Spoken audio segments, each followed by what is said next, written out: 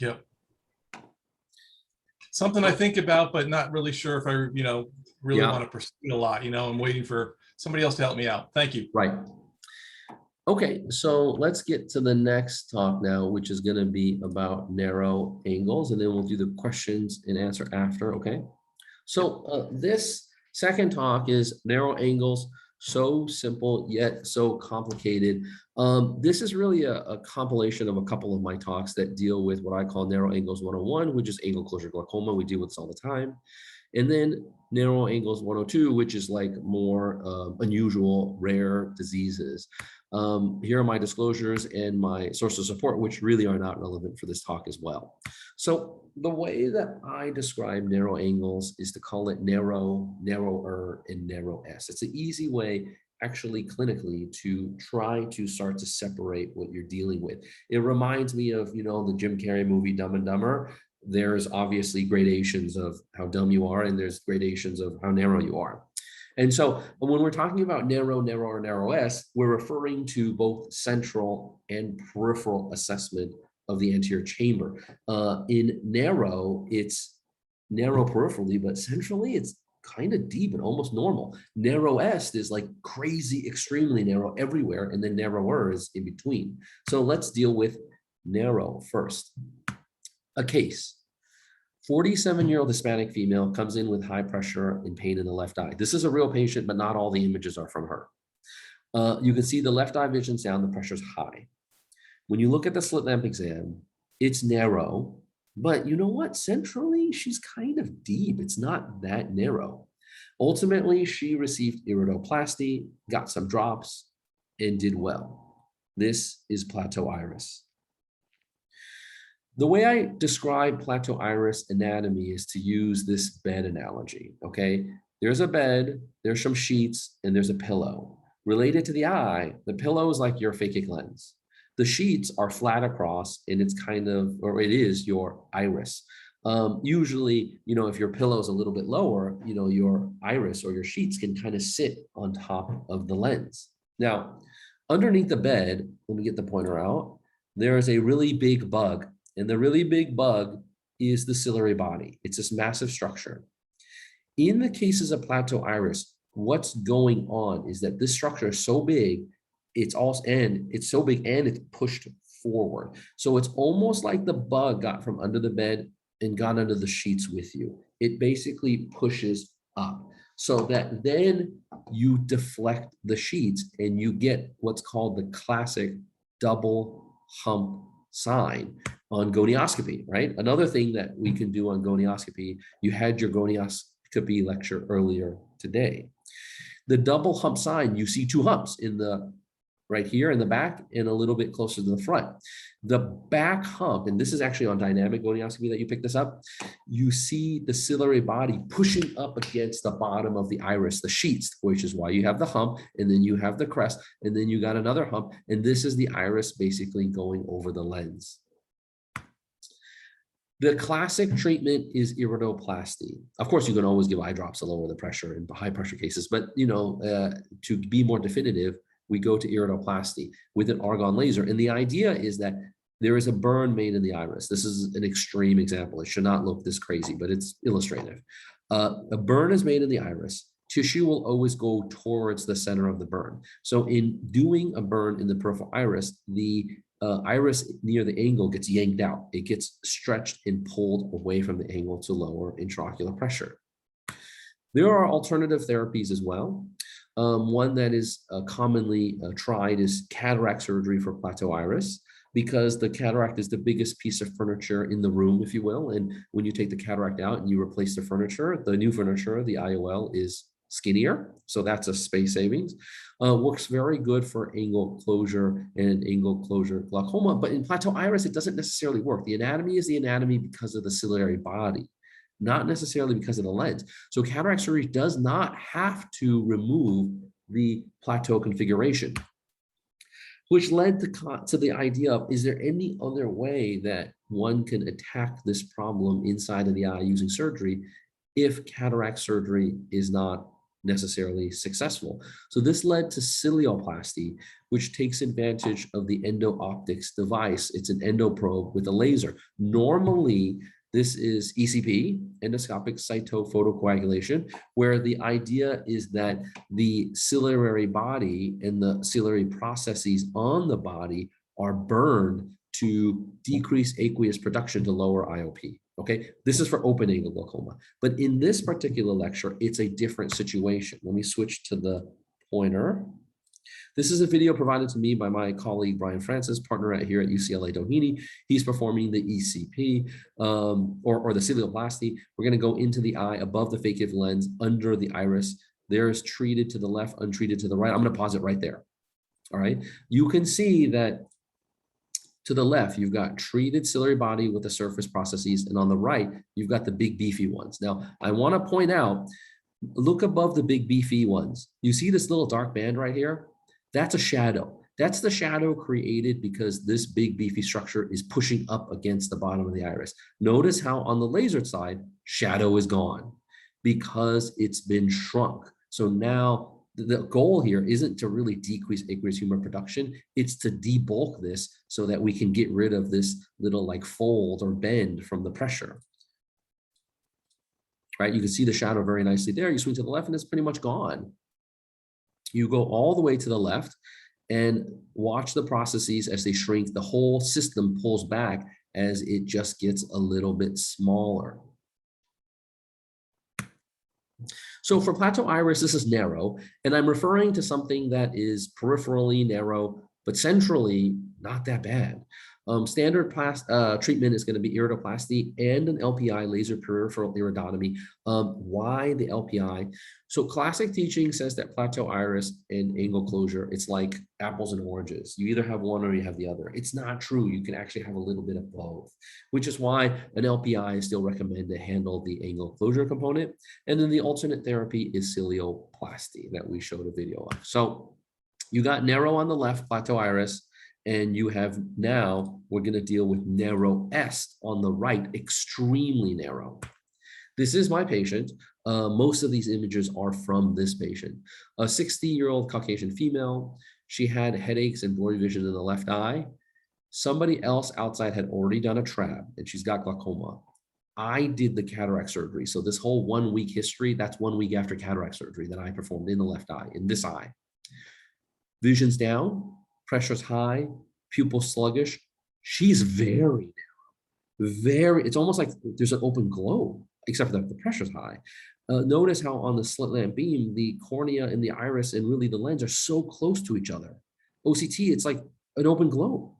And then we basically performed a YAG laser to break the capsule in the vitreous, and we gave her some drops, and she looks like this. So what is narrow-est? Malignant glaucoma. Malignant glaucoma was described a very long time ago. Malignant is the best name for this. I know that you're going to think about aqueous misdirection, which we'll talk about on the next slide, but that's only one concept.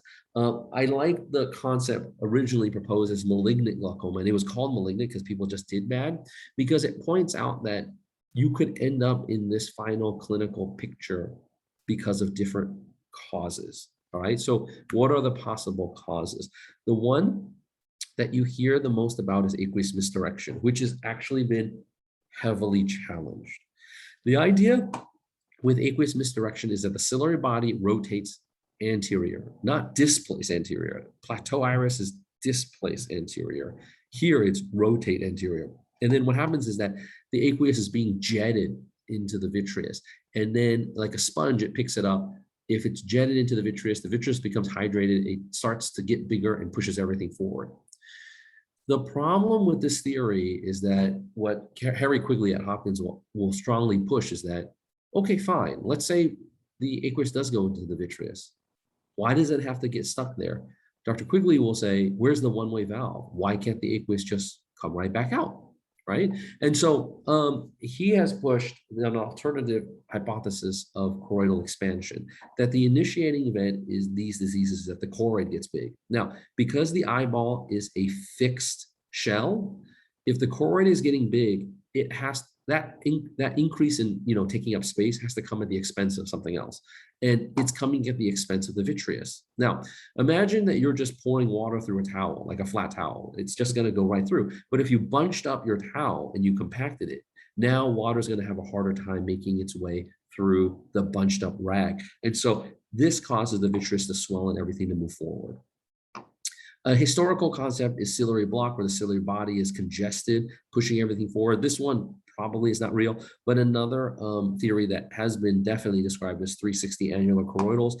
You get shallow or big choroidals all the way around 360 degrees, and this takes up space and can push all your anterior chamber contents forward to create narrow est.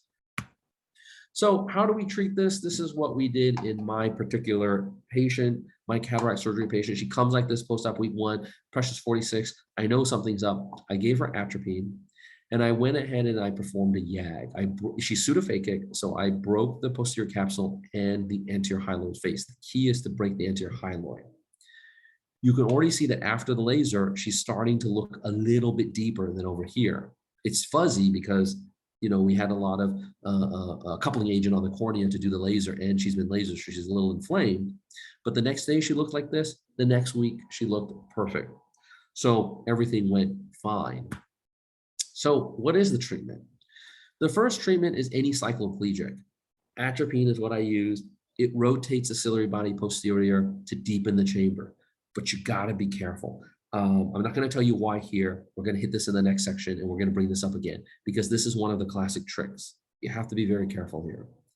The second thing is to break the anterior hyaloid face, typically using a laser. And this can be performed through an LPI opening if it already exists, or by breaking the capsule behind the bag, because the anterior hyaloid face and the capsule are very, very close to each other. The most definitive approach to break the anterior hyaloid face is to literally just break it with surgery, okay? And this is most commonly performed with the creation of a tunnel or an irido-zonulo-hyalectomy. Notice how the chamber is super crazy, narrow est, shallow. After the tunnel's been formed, now it's deep. This can be performed from an anterior or a posterior approach by retina, where using a cutter from a vitrector, the hole is cut in the iris, the zonules, and all the way through the vitreous.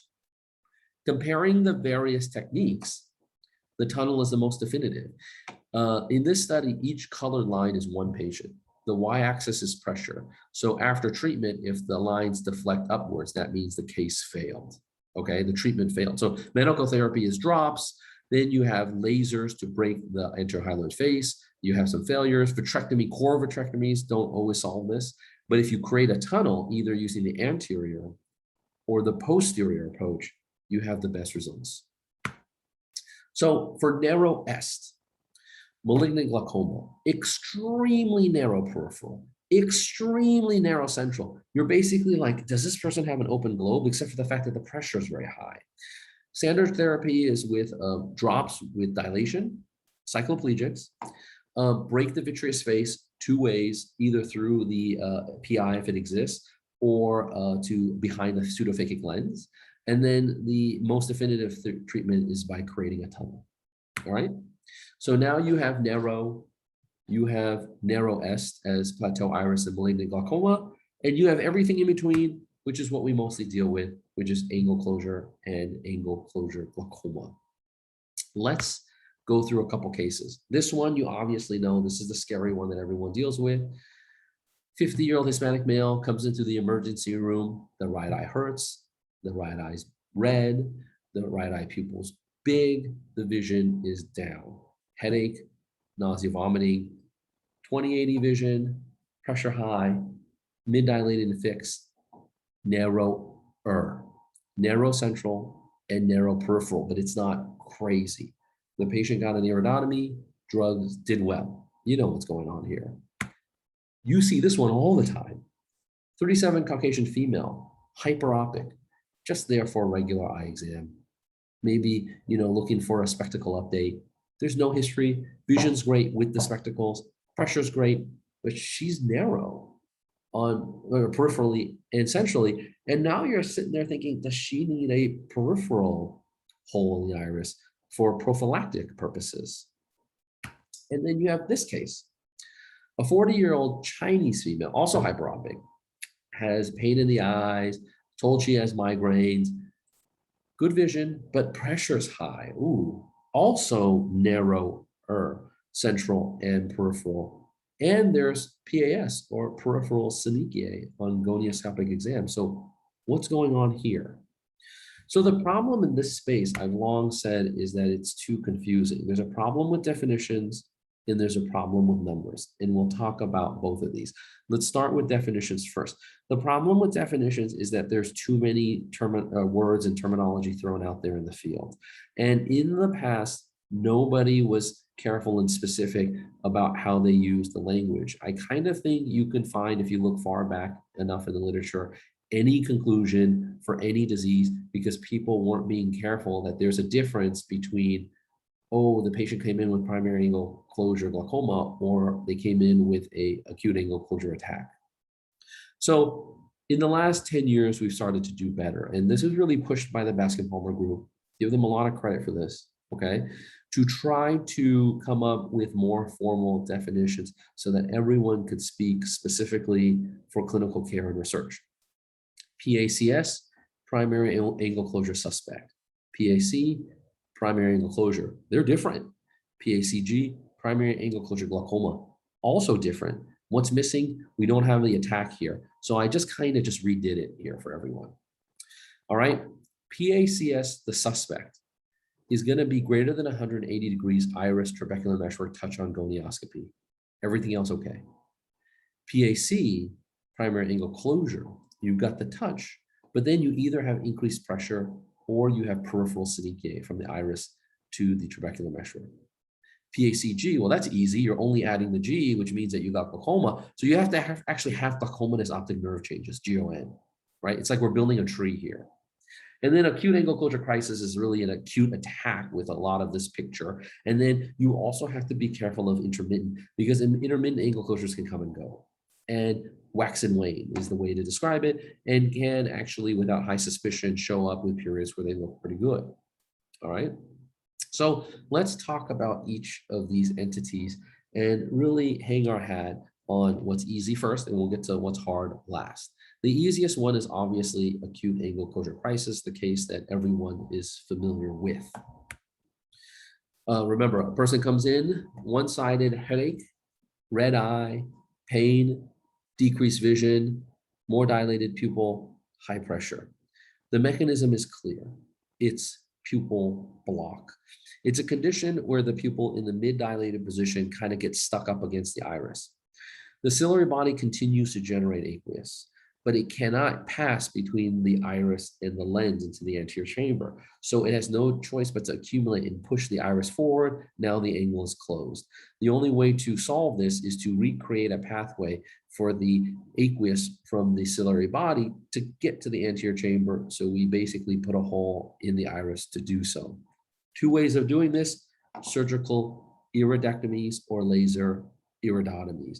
Otomies are blown holes or destructions. Ectomies are cut. That's why it's surgical. Now, we know that these work. Surgical iridectomies have been around forever. Lasers came on more recently. Here's a paper in '97 comparing surgical iridectomies and laser iridotomies, showing that the two were very comparable. Obviously, laser doesn't require you to go to the OR, so laser is more advantageous. There were cases here of need for re-op as well as recurrence. Not a lot of data is actually provided about these patients, but I bring this up again to emphasize one point. Remember, I said it a while ago for plateau iris. Classic teaching is like plateau iris is plateau iris, and acute angle closure crisis is acute angle closure crisis. And you either get one or the other, like apples and oranges. It's not exactly true. You can have a little bit of a mixed picture. And so even after holes in the iris, some of the failures could be because there's a plateau iris component that wasn't handled. Which is why some people just prefer doing laser iridoplasty, because laser iridoplasty works for both. Again, there's a burn in the iris and the iris always moves towards the center of the burn to pull the iris away from the angle. Personally, I don't do a lot of laser iridoplasty, particularly in this case. I will do a little bit for plateau alone. And the reason is that if it fails, this is a very inflammatory treatment. If it fails, you just walk away with a super inflamed eye and you're actually worse off. All right, which gets to a very important point put together on this slide. So in this slide, I'm basically saying, like, there's a lot of angle closure in Asia. So what do the Asians do? So we asked the Hong Kong group, what do the Hong Kong boys and girls do? What they like to do, stick a needle in it, just acutely drop the pressure. Okay, why? Number one, because high pressure hurts and you're throwing up. This just provides comfort.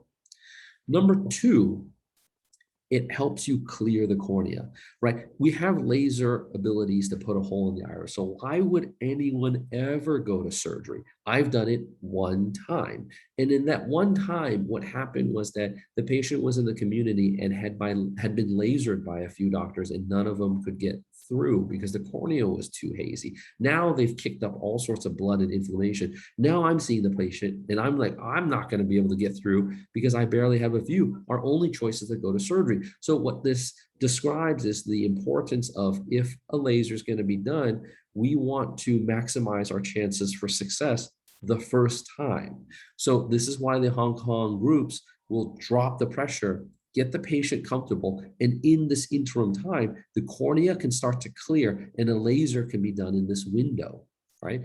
There are other ways to also decrease the edema as well, using hyperosmotic agents.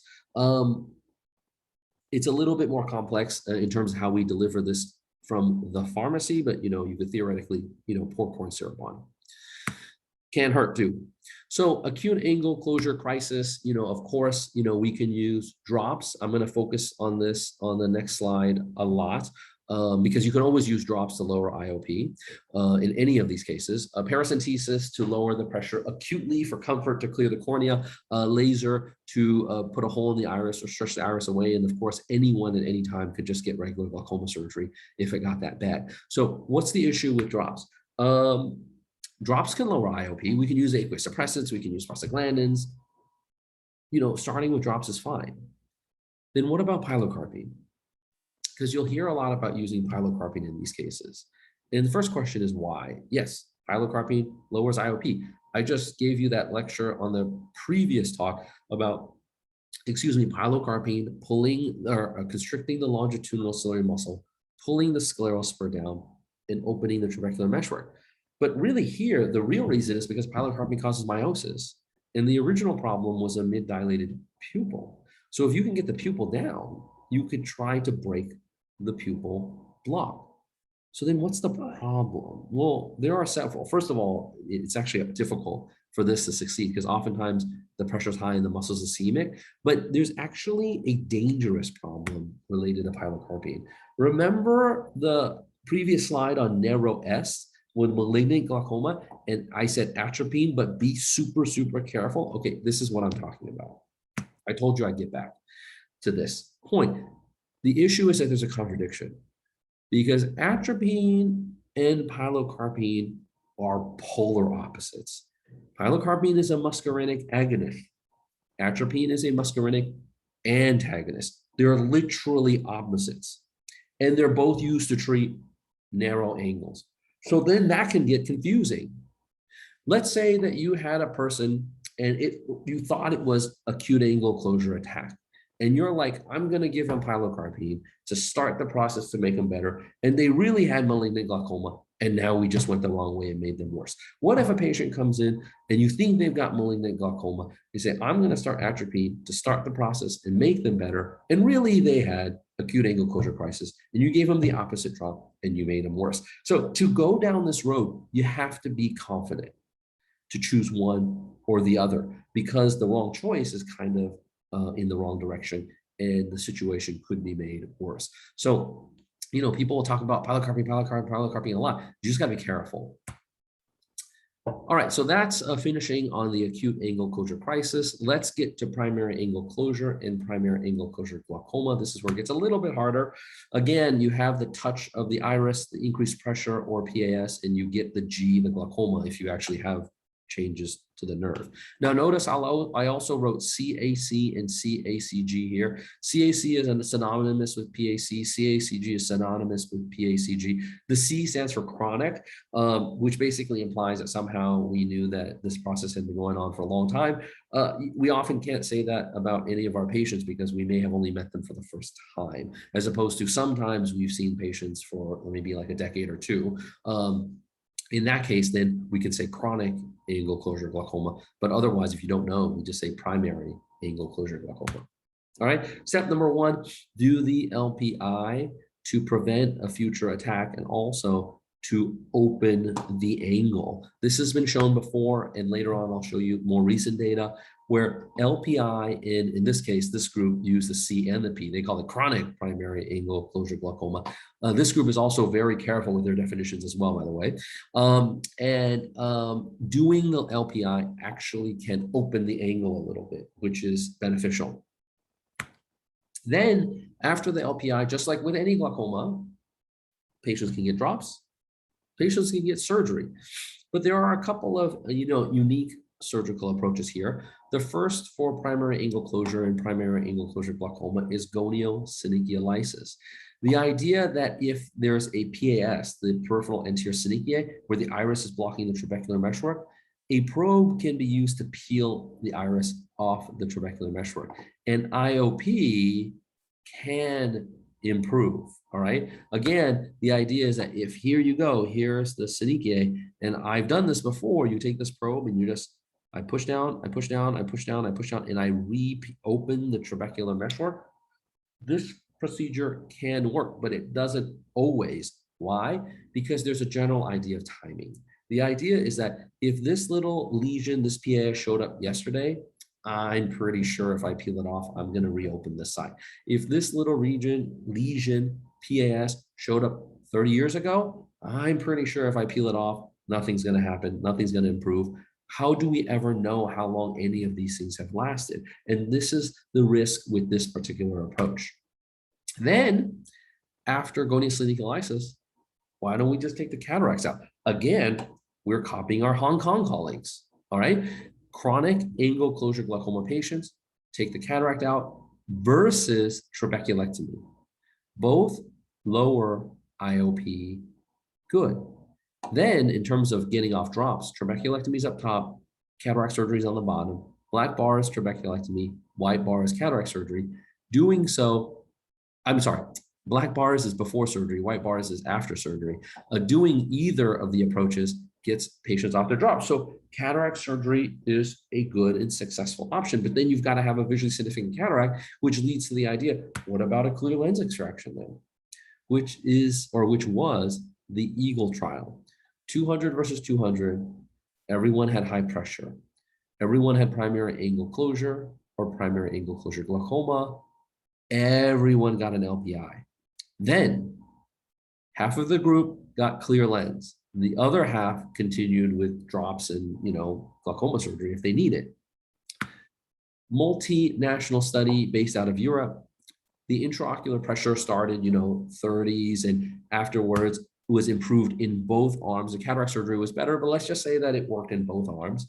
The NEI VFQ was interesting because this is a survey for quality of life. You would imagine that quality of life goes up with cataract surgery because there's less follow-up, more drops, more visits, and need for glaucoma surgery than standard care. So patients were happier and they were using fewer drops. And so these results from the EAGLE trial basically said that clear lens extraction was medically effective. Not only that, but it was also cost effective as well, because a lot of studies done in Europe only get funded if you have a cost effectiveness assessment component. Notice how all the money is in pounds here. Okay, so looking at a 3-year, 5-year, 10-year horizon, initially clear lens extraction costs more money. Well, of course, because you actually have to get surgery. Surgery costs more money. But what happens over time is that standard of care involves more visits, more drops. Oh, this stuff doesn't work. Let's change to that drop. Oh, none of them work. Maybe some of the patients need surgery, some of them do not. And so what happens is that over time, there is a cost savings of lens extraction over standard of care on a 10-year horizon. So not only is a clear lens extraction medically effective, it is also cost effective as well. So for PAC, PACG, drops, everyone can get drops. The LPI, the hole in the iris, either using a laser or surgery, is intended to open the angle. Cataract surgery, if you've got a cataract, for sure. Clear lens extraction is both medically effective and cost effective, but it's still a matter of getting payers to recognize that. Goniosynechiolysis can be performed, can work, but sometimes it doesn't in case the PAS has been there for a long time. And of course, anyone can get glaucoma surgery for any glaucoma at any time. This is where it gets really hard now, right? This is the patient who's got nothing going on and is there just to get his spectacles, and you're wondering about the role of a prophylactic laser peripheral iridotomy. The primary angle closure suspect, all they have is a narrow angle with iris trabecular touch. This is, again, the Baskin-Palmer criteria. The treatment's not a mystery. It's the hole in the iris. The mystery is when, right? Because we know that in acute attack, the hole helps. We know that in primary angle closure and primary angle closure glaucoma, the hole also increases the size of the angle. So why shouldn't we prophylactically put one in a suspect to prevent problems beforehand? That's the question. To understand this, I'm going to go through some classic papers. First, a little epidemiology to set the stage. Walensky's paper in 93, Obskirk in 92.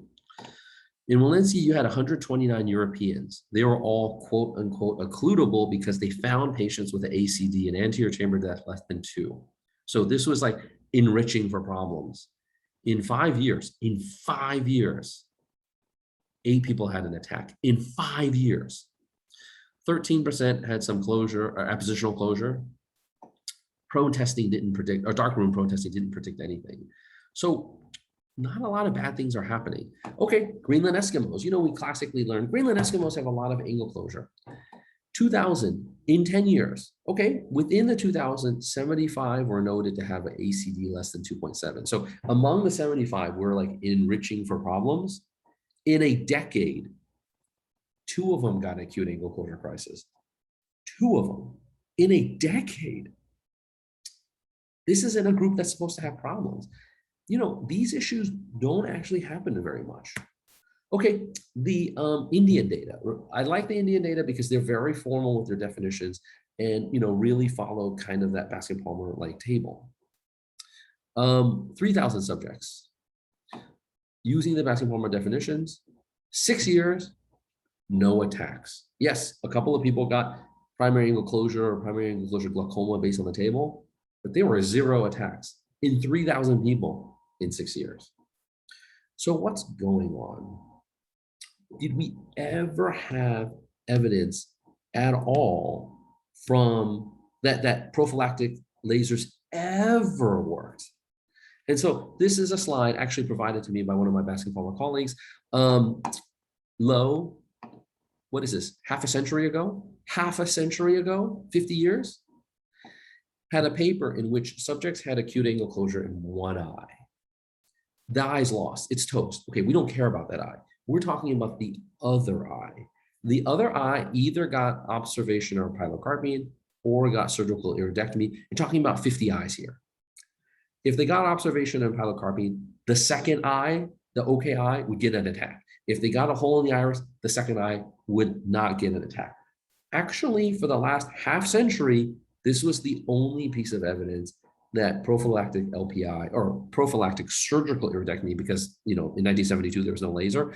The idea is that the only piece of evidence in the last half century that a hole in the iris prophylactically could even make a difference. This was it. Why? Or, I mean, essentially, I'm saying that there's very little evidence to even support prophylactic lasers. You're talking about that one paper in the last 50 years. So you might say, okay, in the modern era, we can do a better job because we're better at exams and we have technology. So, but what would we actually use? Von Herrick, that's subjective. Gonio is a little subjective. Provocation tests, which ones? I just showed you, the dark, prone testing didn't really predict anything. What about imaging, anterior chamber death, UBM, or OCT? But, at what level, right? Let's just say ACD. What's your cutoff? 2.1, 2.2, 2.3? I don't know. And so imaging is cool, but it hasn't really helped us understand who gets a laser. This is a cool 3D image from the Tomi Cassia. This is an optometrist from Orange County, California. I've said that this has long been a problem of numbers. It's just too difficult to study. And let's use a power analysis. A power analysis is a statistical tool that helps you estimate how many subjects you need to do any particular research project. This is kind of why I showed you the Walensky and Alpsberg paper. In the Walensky paper, it was 6% of people having attacks, acute angle closure crisis attacks. In 129 patients, Alpsberg was 2 and 75. So let's just split the difference. 2 and 6 is 4, 75, 129, let's keep it round, 100. So it's 4%, okay? Your effect size is 4% of problems. And let's say you came up with some criteria so you know who gets the LPI, and 4 becomes 1. You have to estimate a little variation in the system, a p-value of 0.05, two-sided tests, 90% power. You do the math, you get 5, and you're feeling pretty good about yourself. I can do this study with 5 patients on both arms. No. It's not 5 patients. It's 5 groups. In each group is 100 patients. You need 500 subjects in each arm. So, okay, you want to test whether or not ACD less than 2.5 is the cutoff for an LPI. You need 1,000 patients. Okay, this study fails. Oh, it's not 2.5, it's 2.4. We need another 1,000 patients. Okay, wait, let's do 2.3. We need another 1,000 patients. Oh my God, let's just go for 1.9. I need another 1,000 patients now. So I've long said that it's too hard to study and this will never be understood until someone did it. And this was the Zhongshan angle closure prevention trial, the ZAP trial published a couple years ago. Single center in China, 800 subjects in each arm. Wait a second. When I read this, I felt really good about myself. This thing worked. 800 subjects in each arm. I said 500 in each arm. I was pretty close. I was, this kind of, and this is just based on literature I just pulled. So, it reinforced that you needed a lot of subjects, all right? And the goal was to study a laser hole in the iris as prophylaxis against primary angle closure glaucoma, looking at safety and efficacy. So it's a worthy question. In China, you got greater than 28 million primary angle closure suspects walking around. Should everyone get a hole in the iris? All right. And how effective is it in preventing primary angle closure and primary angle closure glaucoma? So here's a study, 1 center in Guangzhou. Okay, weakness, it's 1 center, it is only Chinese subjects. Okay, we take that for what it is. These are hard studies to do. No one else has done it. This is all we have, okay? But it is a very specific population. Everyone was bilateral primary angle closure suspect. This is important, okay? So therefore, no glaucoma, no PAS, pressures were normal. Why? Because they're suspects, okay? So nobody had angle closure or angle closure glaucoma. Everyone was a suspect. And they were also bilateral. This is how they got around with trying to have a smaller study yet have the power to detect a difference. Because every subject would get an LPI in one eye, while the other eye did not get the LPI. Everyone was their own control. So therefore, 800 subjects in each arm was not 1,600 subjects, 800 plus 800. 800 subjects in each arm was just 800 people because everyone was both an experimental condition and a control. Kept the study under control a little bit without getting too big. What they were looking for was after laser or control, did something bad happen? And bad is the primary endpoint, either high pressure or PAS or having an acute angle closure attack. Okay, did anything bad happen? The results, okay, they got about 890 subjects. Most of them were women. They did the study for 3 years, and guess what? They found nothing. Why? Because these are rare events. So they were forced to extend the study for another 3 years. This became a 6-year study.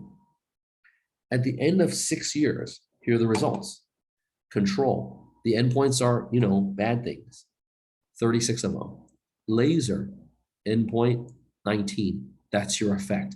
Finally, the proof that prophylactic hole in the iris works. Never mind, you had needed almost 1,000 patients in 6 years to see a difference of 17 subjects, but at least it was statistically significant. If you look at over time, 3 years, nothing was happening. We had to wait till 6 years for the two arms, red is control, blue is the laser, hole in the iris, to actually show a difference. All right. Other results. With the laser, the angle got wider. This supports the whole idea with primary angle closure glaucoma. The laser is good to just widen the angle. If the subjects didn't get the laser, then the angles actually got more narrow. Why? Because the cataract is growing. All right. So anatomically, there was a benefit. Then there is a question of LPI placement. And we'll talk about this in about, I think, 3 slides. And, everyone is always worried about holes in the iris, in which location, when do patients get dysphotopsias or glare, superior versus temporal nasal. One of my colleagues, Ben Zhu at USC, the University of Southern California, said, everyone's so focused on problems. Whoever asks about efficacy, which laser location is more efficacious? And so he took the ZAP data and he looked for predictors of failure with LPI and basically, or really worse angle opening. And what he found was that the nasal temporal LPI was just less effective. So there's an idea of a possible, this is very recent, push towards superior LPIs again, not because of glare or no glare, but because we're actually trying to be efficacious. So for ZAP, the problem was that these problems from angle closure are very rare. That's why it took them 6 years to actually get a difference. These are devastating, potentially devastating events, but they don't happen that much. Also, ZAP proved that LPI is both safe and effective. 47% risk reduction. That sounds massive, but put it the other way, in 6 years, you're talking about a difference between 19 and 36 people. Put another way, you've got to treat 44 people to prevent 1 case of primary angle closure. That means 43 people were unnecessarily lasered. You need to treat 126 people to prevent 1 case of primary angle closure glaucoma, over 6 years. That means 125 people were unnecessarily treated. Okay, we finally got to the point after the Low paper, half a century to go. We have great data now to say that this laser is safe and it is effective, but we still have the problem of we can't find the person that really needs it. We need better case finding to apply this effective laser to the right person, because otherwise we're lasering too much and people are getting lasers without really needing it. Okay, I mentioned that I talk about complications a little bit. Pain and bleeding is with all procedures. And then here are some of the specific ones for this particular laser. The glare one is one that gets spoken about a lot. Placing the hole in a different location. And where is your visual disturbance? This is one paper that says that the superior position is better. There are plenty of papers that say that temporal nasal is better. It's very confusing. You can find it go both ways. I think the only conclusion that I've taken is that the only one position that is not okay is at the corners with B, okay? Otherwise, most practitioners will look at A and then superior or temporal nasal and look for the biggest iris crypt just to have the least amount of real estate to chew through. That's the way I've been practicing for a long time now. Find me a crypt, either temporal nasal or superior. If all else is equal, I lean with the Zhu data about efficacy and I'll put the laser at total block. Cataracts, if we laser people, they get cataracts because of inflammation as a result of the laser. Now, most of you are going to say, well, who cares? So you get a cataract earlier than you would have, you just get cataract surgery. Yeah, in this country, it doesn't matter. But if you're talking about international eye care. If we were to strap a laser on our back and go into the jungles of Asia and laser everyone up and think that we're actually making people better, we're just giving people cataracts earlier then when they may not have access to cataract surgery. And so that's still a consideration to be had when we're dealing with worldwide eye care. So the primary angle closure suspect to laser or not. I long said there was really no evidence because it was just that one paper 50 years ago from Lowe. Now, okay, there is evidence, especially with ZAP. It was a very well-run trial. Yes, it's only one location, one ethnic group, but they had a lot of subjects. And so there is evidence that the laser prophylactically is helpful.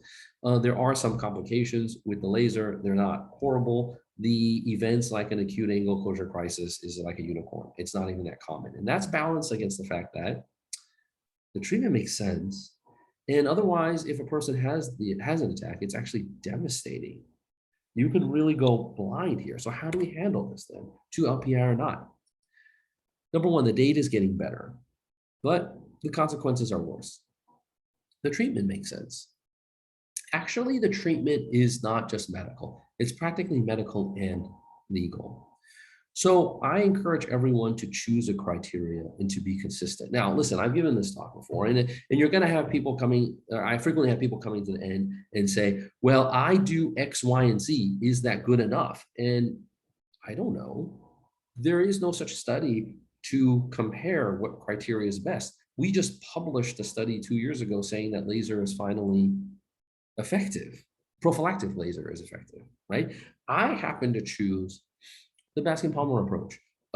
Greater than 180, trabecular iris touch, all laser. Do I know it's the right way? I don't, but I'm consistent and I'm explicit, all right?